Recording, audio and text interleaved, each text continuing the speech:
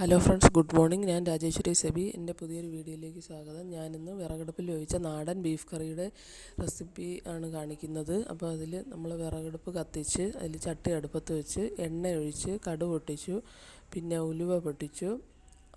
അതിന് ശേഷം നമ്മൾ 1.5 കിലോ ബീഫാണ് എടുത്തേക്കുന്നത്. അതിലേക്ക് 4 സവാള അരിഞ്ഞത് ചേർത്ത് കുറച്ച് ഉപ്പ് ഇട്ടിട്ട് നല്ല രീതിക്ക് വഴറ്റിയെടുക്കാം. ഇതൊന്ന് നല്ല രീതിക്ക് വഴറ്റിയെടുക്കുമ്പോഴത്തേക്ക് നമുക്ക് അതിലേക്ക് ഇഞ്ചി വെളുത്തുള്ളി പേസ്റ്റ് ചേർക്കാം.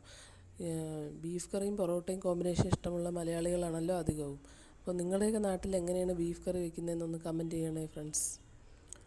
അപ്പോൾ സവാള വഴണ്ടി അതിലേക്ക് ഇഞ്ചി വെളുത്തുള്ളി പേസ്റ്റ് ചേർത്തപ്പോഴത്തേക്ക് പെട്ടെന്നൊരു ചാറ്റൽ മഴ വന്ന് വിറകടുപ്പ് അങ്ങ് അണഞ്ഞുപോയി. അപ്പോൾ നമ്മൾ അകത്ത് ഗ്യാസ് അടുപ്പിലോട്ട് മാറ്റി പാചകം.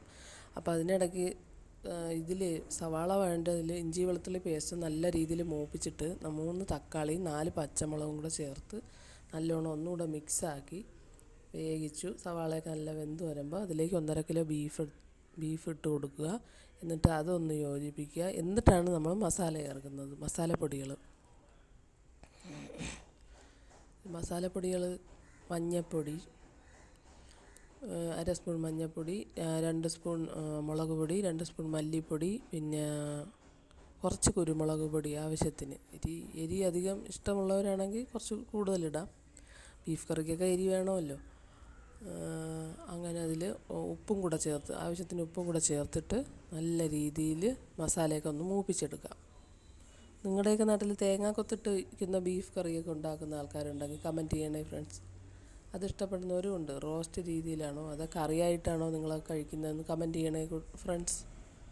അപ്പം മസാലയൊക്കെ മൂത്ത് വരുന്നുണ്ട്.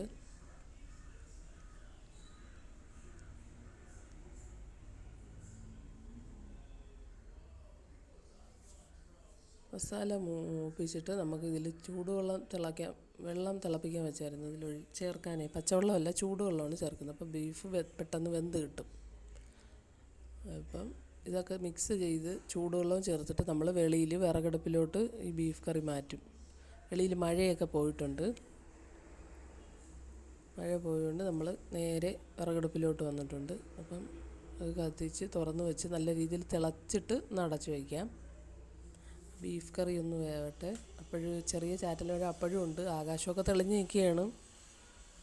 കുഴപ്പമില്ല, കാലാവസ്ഥ വലിയ പ്രശ്നമില്ല. നമുക്ക് വിറകടുപ്പിൽ തന്നെ നാടൻ ടേസ്റ്റിലൊരു ബീഫ് കറി കഴിക്കണമല്ലോ. അപ്പം ബീഫ് കറി വെന്ത് വരുന്നുണ്ട്. ഇനി കുറച്ച് കൊച്ചുള്ളിയും കൂടി ചേർത്തായിരുന്നു കേട്ടോ, അത് പറയാൻ വിട്ടുപോയി. സവാള ചേർക്കുന്നതിനോടൊപ്പം തന്നെ കൊച്ചുള്ളിയും ചേർത്തിട്ടുണ്ട്.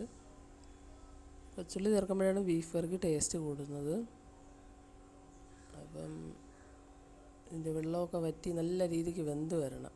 എന്നാലേ ബീഫ് കറി അതിൻ്റെ സൂപ്പർ ടേസ്റ്റിൽ നമുക്ക് കഴിക്കാൻ പറ്റും. ഇപ്പോൾ ബീഫ് കറി ആയിക്കൊണ്ടിരിക്കുകയാണ്. കുറച്ച് കഷ്ടപ്പെട്ടിട്ടായാലും നല്ല ടേസ്റ്റിലെ ബീഫ് കറിയാണ്. ഒന്ന് കോരി കാണിച്ചു തരാം, ഇതെടുത്ത് കാണിച്ചു തരാം. വെന്തിട്ടില്ല, കുറച്ചും കൂടെ കഴിഞ്ഞേ ആവത്തുള്ളൂ. എണ്ണയൊക്കെ തെളിഞ്ഞ് വരുന്നുണ്ട്. എൻ്റെ ബീഫ് കറി ഇഷ്ടപ്പെടുവാണെങ്കിൽ എന്നെ സബ്സ്ക്രൈബ് ചെയ്യണേ ഫ്രണ്ട്സ്. Okay, thank you.